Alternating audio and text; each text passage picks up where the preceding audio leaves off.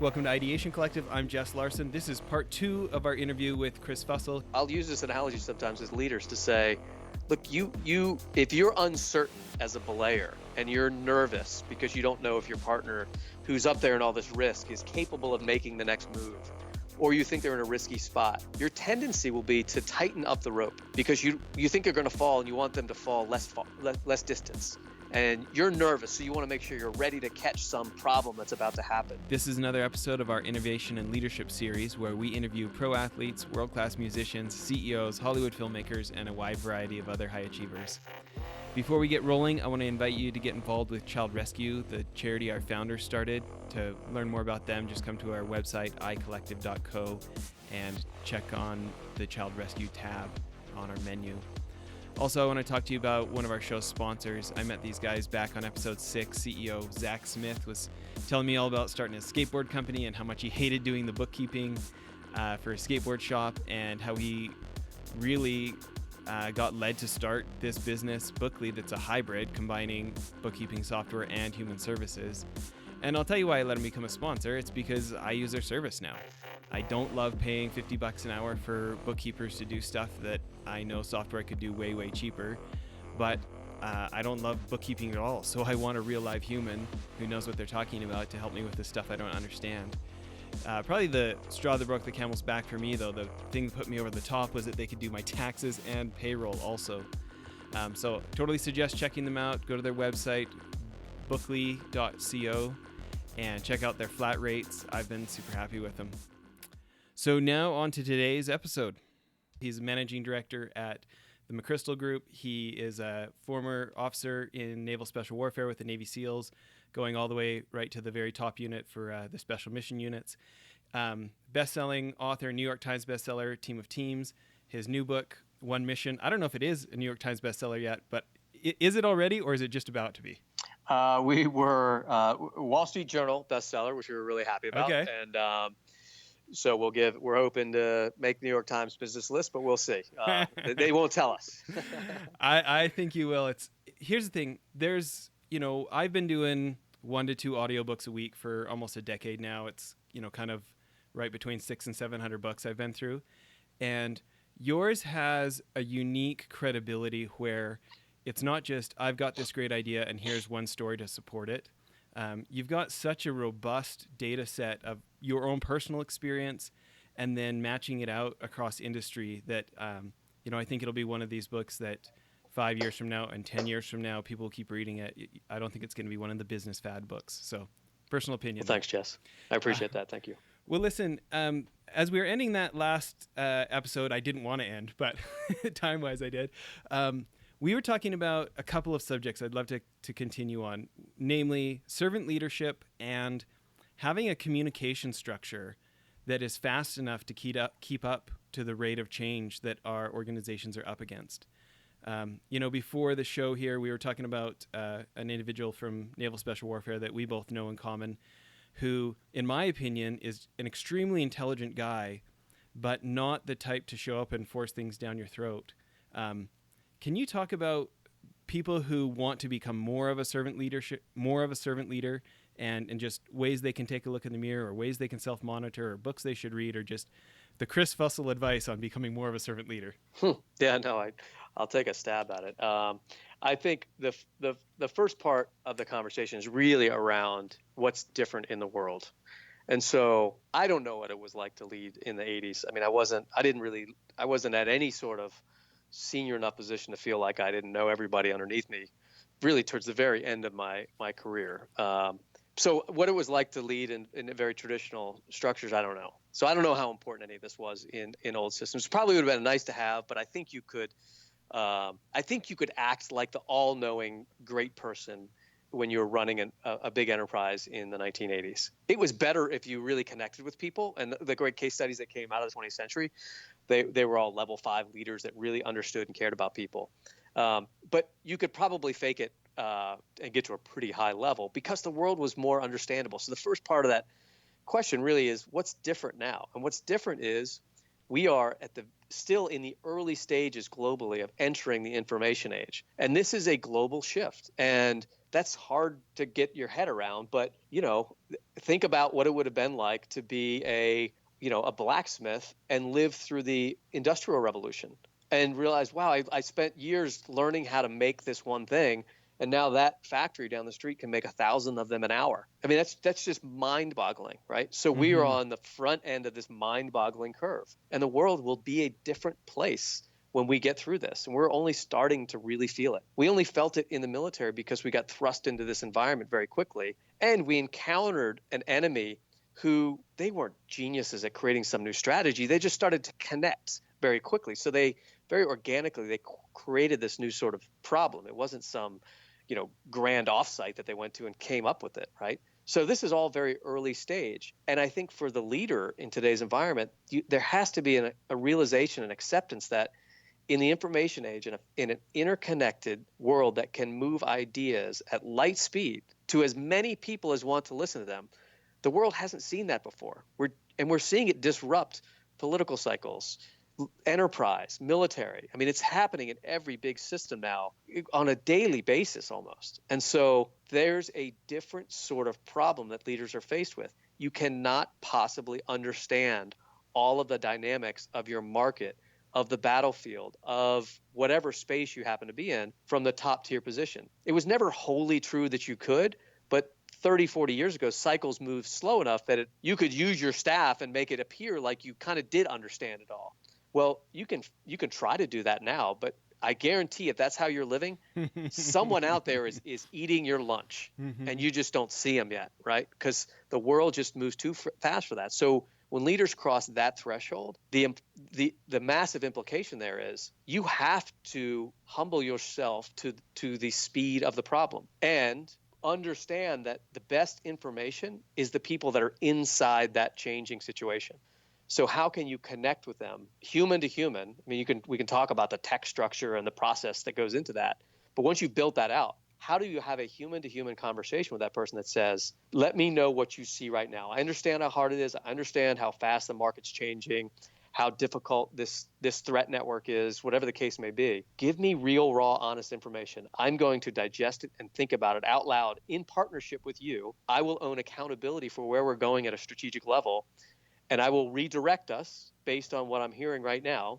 And then I will, again, decentralize down to you with that refreshed intent so that you can move again very quickly against this problem. That's a different type of behavior. And it's uncomfortable for both parties, right? Because we've all been junior in an organization. You want to send your report up, have them grade it, and get your next set of directions. I mean, that's a very comfortable place to be. And that changes. You honestly want me to give you my opinion because what I say next might be contrary to what you said yesterday or last week. Are you going to give me that space? Is that a safe conversation to have? And then there's discomfort on the top level because we're asking leaders now to relearn everything they were brought up to understand. Our senior leaders now are brought up in the 20th century, and we're saying the information age is fundamentally undermining about half of that. And so you really do have to learn an entirely new approach in how you communicate with people in your organization. And so that's uncomfortable. So I get it. It's hard for everybody right now, but the choice isn't ours. Like, in my opinion, this is an existential decision that organizations, military, nation states are going to have to make over the next 10 years. Are we going to change the way we think and operate to transition into the information age, or are we going to wait for it to just rear its head and potentially destroy us very quickly? Yeah. Well, it makes me think, we were talking about, I have a question for you, and I'll preface it this way. You came out of Naval Special Warfare Development Group, and, with movies out there like Zero Dark 30 about you guys getting Bin Laden, or Captain Phillips, saving Tom Hanks there, right? There's a lot of eyes on what you guys have done, and it seems like there would be such a temptation for the guys at the top to want to micromanage. Like, sure, in general, I realize that we've got to push, decision-making power down because we're just, the enemy we're up against is iterating too fast and we're not keeping up. But at that human level, this, like, the ego we all need to push against and the everything, when you guys do such high-profile, no-fail missions, there's got to be a human element that has to be conquered to say what's right for the mission instead of what do I feel like doing. because they've got the authority to micromanage if they wanted to. So my question is, do you have any examples from your career, whether it's General McChrystal or anybody else, of somebody who set the example for you of submitting their ego and doing, being willing to enforce humility on themselves and not micromanage when they could have? Yeah, I mean, yes. I mean, you would see things like that every day if you were watching the leadership closely. To answer your question, so I'll throw an example or two out. But you're exactly right that the information age, the negative, if you took a strictly bureaucratic approach, which is, measurable metrics and everybody's got their job and they're going to do it and promote up, et cetera. And now I have the technological capability to see all of that. Well, oh my gosh, now I can be the world's greatest micromanager. And it's really at your fingertips. And so we built out a system like that because we wanted to interconnect as much as the threats we were facing were interconnected themselves. And so our senior leadership, and this isn't unique to the military, but quite literally could connect with anybody anywhere in the world with the push of a button. So they could sit at some headquarters somewhere and watch an operation through remote feeds going on in the other corner of the world, hit a button and talk to the operators on the ground. There's footage of some of the more famous operations in the past several years where that's visible and obvious, but they never do. That's the point. So McChrystal and some of our other senior leadership started to use this sort of phrase, eyes on, hands off. And the eyes on means we're all connected. We can all see what everyone else is doing. So the transparency is at a level that it's never been before. And we all have the ability to communicate through those systems. So that's sort of the eyes on. We're all watching each other all the time and holding one another accountable to executing against the mission in the right way and being connected as a true singularly focused teams. But the hands-off idea was the critical part of that, which is I'm not going to leverage that to the disadvantage of the teams on the ground. So I'm not going to intrude, to your point, and micromanage you to get from point A to point B. I'm going to watch it so that I can learn from it, and I can be one or two layers up and a few layers removed. My eyes on give me the ability to connect different parts of the organization as something emerges from something you're doing in one corner as a few layers up, mid-level manager, so to speak. My eyes on capability says, oh, that's critical information to this team over here. So let me pull it up, push it over and connect it down to that side. And then if necessary, I can connect these two teams so they can have a conversation about what's shifting inside of the network. That's sort of the end state that so many organizations are trying to get to, is that connectivity that can be leveraged from technology, but avoiding the micromanagement that you refer to. So to your earlier question, every time a leader decided not to do that, they were demonstrating that higher level leadership, because it's always easier. Again, our bureaucratic muscle says, I don't know, I'm not really comfortable or good at the job I'm doing right now because I've never done it before, but I was really good at the job below me and the one below that. So it's easier to go down and in than it is to think up and out. And so that was the real challenge that our leaders had to drive through. Yeah. And I mean, you don't have to mention anybody by name, but maybe position or something like that. Can you just talk about one or two guys that had a big influence on your career, guys you looked up to? Sure. Yeah. McChrystal's an obvious one. I had the unique advantage of working inside of the task force that he was running globally for several years, multiple layers down. As he first took it over, was able to sort of feel and experience the change that he was trying to get his hands around in the early days. He was soldiers was always out on the battlefield doing rounds at the outstations, but one of these very unique military leaders that would, he'd come into your little outstation in the middle of nowhere, and instead of demanding some sort of formal presentation, which we're all hardwired to do, he would want to sit down and say, okay, describe what you're seeing. What do you think's going on?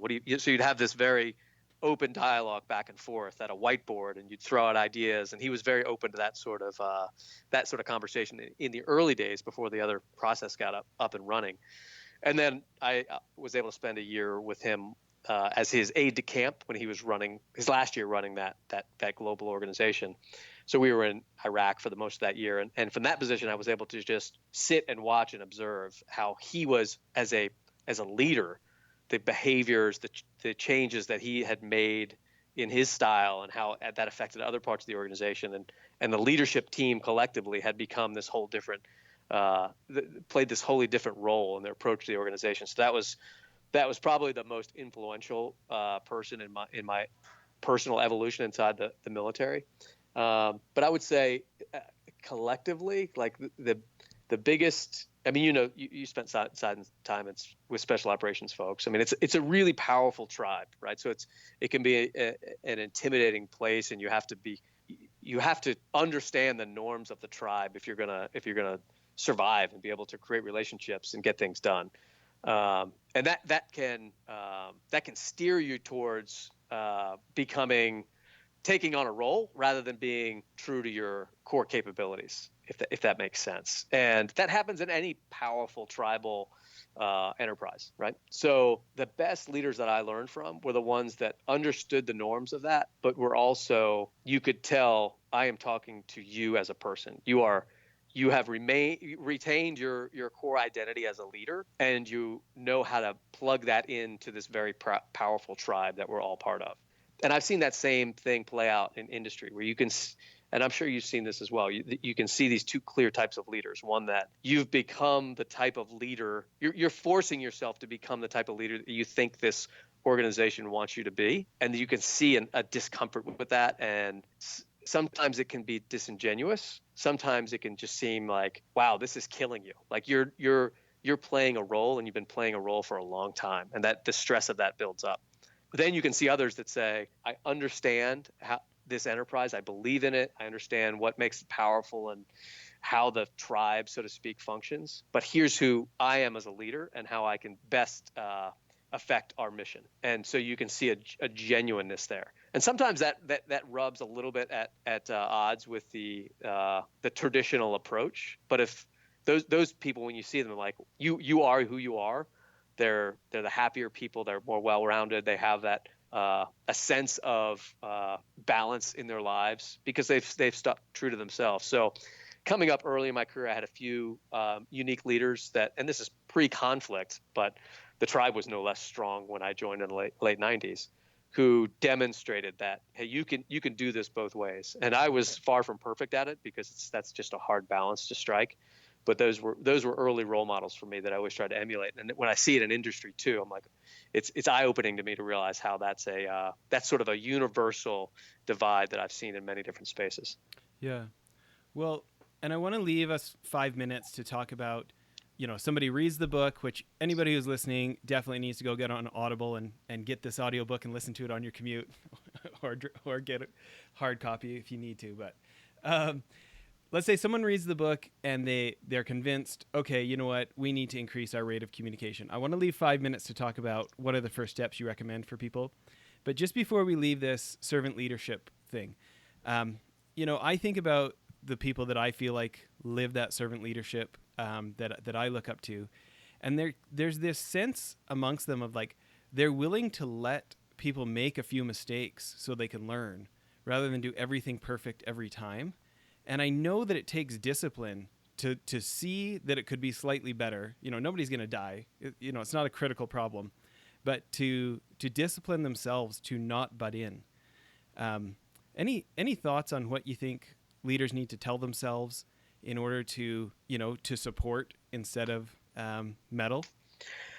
It's an important question, and I think the leaders need to look at that as a relationship between their actions, their behaviors, and whoever's on their team. So I like to rock climb. So I've been climbing for years and years. And there's a powerful analogy in the sport of climbing to, I think, what you're talking through here, which is in climbing, there's one person climbing. So there's one person going vertically up the rock, and there's another person who is belaying them. So they're the partner. It's the much less risky part of the equation because the belayer is holding the end of the rope that's securing the climber. But it's a very important job. So the climber's up there going vertically, and if they fall, they're going to get hurt and all this stuff. So their stress level is pretty high. But the belayer is an important, almost sort of dance partner in that equation because they are feeding rope to their climber. They're taking rope back away when the climber's at a difficult spot, and so there's this very delicate balance in the amount of rope that is going between the belayer and the climber, and it's a relationship. And so I'll use this analogy sometimes with leaders to say, look, if you're uncertain as a belayer and you're nervous because you don't know if your partner who's up there in all this risk is capable of making the next move, or you think they're in a risky spot, your tendency will be to tighten up the rope because you think they're going to fall and you want them to fall less distance.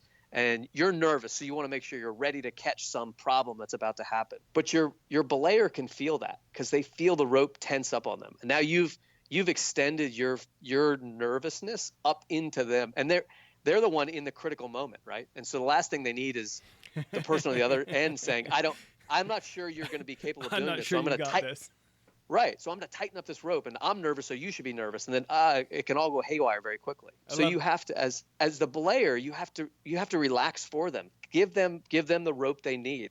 And if they do fall, you're in it with them. Like, react to the moment, catch them on their fall, tell them it's okay, get them back on the rock, and then let them try it again. And so if they feel your calm and confidence, they're much more likely to get through that move, and there'll be no problem that you have to deal with. And so I think leadership in many ways is very similar. Like, you have to give your people can feel the other end of the rope. So you have to give them the slack they need, expect that they will fall before they get through the hardest climbs, catch them as their belayer, talk it through, and then give them rope again. And so that's the only way they're going to learn and become the better player that you want them to be. And eventually you can, as a leader, you can have a lot of people on different ropes, and you know which ones to give a lot of slack and which ones to watch a little more closely. But the most important thing is when you yank that rope, they'll feel it, and they're going to perform at a lower level because they know you don't believe in them. So that's a hard thing for folks to get used to, and a traditional system doesn't encourage that. But in a decentralized model, you have to lead like that because you can't possibly find the time to micromanage and keep everybody's rope really tight. Yeah. I love that. I hope you're okay with me plagiarizing that story because that is awesome. We'll give you credit. But that's such a great analogy. So want to be cognizant of your time here. As just kind of a closer here, besides reading the book, what do you think are first steps? So people say, okay, you know what? Our communications tempo is not what it needs to be, but we've got a big, heavy bureaucracy that's not going to be easy to change, and I'm not at the top, so I can't just mandate it. What's a first step as they move towards something like this? Yeah, one of the first things to consider is, do you believe this theory of the case? Because this is a big theory of the case. Spend some time considering that. Do I fundamentally believe that the world is changing and problems are manifesting in a faster and different way than they would have before the information age? And do I believe that this problem is only going to get more intense? If the answer to both of those is yes, then we can move forward in our thinking. If the answer to either one of those is no, then maybe you don't need this. I would argue if the answer to both of those is no, you're probably in some sort of existential risk in the next 5 to 10 years. You're just not willing to recognize it, or you haven't seen it clearly enough yet. But if the answer to both is yes, then look at your organization and say, what are we optimized to fight against? Like, who are we trying to compete with? And you're probably mapped to like structured competitors. So we're this big car maker, we're our competition, this big car maker, whatever the case may be. And say, okay, so at full tilt, you compete against each other, and you play the same game. The market dynamics are the same for both of you. So there's a lot of similarities. It's just you're trying to create a more optimal structure. Now, ask yourself, when you miss nowadays, why everybody's working 90 hours a week and totally overloaded on information traffic, and you're still missing opportunity, or deals are getting past you, or you're getting to crisis mode on a daily basis because problems are emerging so quickly.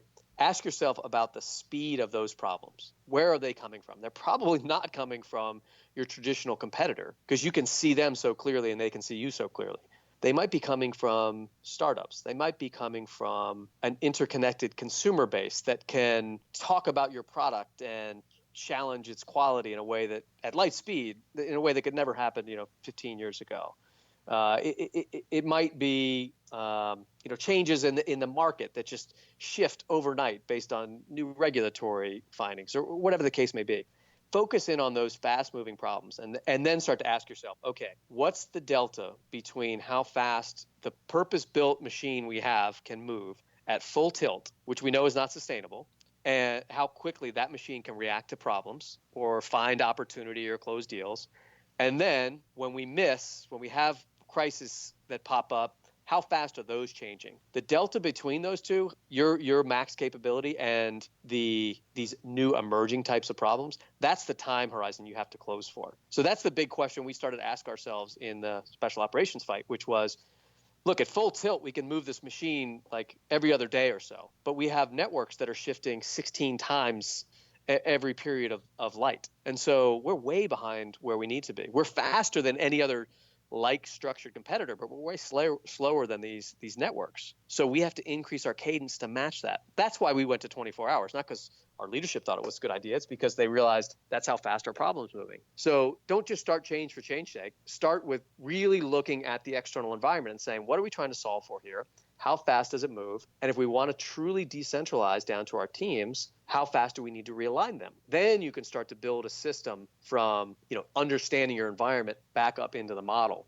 And the other piece I would add to that is back to your first point, I don't want to change the whole thing, That makes total sense. And this is what we'd argue is you're not going to throw away what's on the wall. You're going to layer on top of that purpose-built machine the capabilities and adaptability of a network, and you become that hybrid structure. So you'll end up throwing away stuff or optimizing stuff that becomes redundant in that sort of model. But this isn't a wholly new rewire. It's layering in the adaptability of networks that is ubiquitous externally today because of the information age, and learning from that and pushing it into the parts of your system that are many parts that are probably working really well. If you've been around for years, you're doing something right. So it's improving what has become an insufficient solution to get it into this structures that work today. I love it. Well, if you haven't heard it from me already, everybody listening needs to go get their own copy of One Mission. Chris, thanks for making time to be on the show today. We really benefited from it. Jess, thanks so much. I really appreciate it. Great discussion. Great. That was part 2 of our interview. If you missed part 1, please go back an episode and download the episode before this one for the first half of the interview. As always, please check icollective.co for show notes of things referenced during the interview and to learn more about our guest. And if you're interested, we'd love to have you learn more about the charity Child Rescue.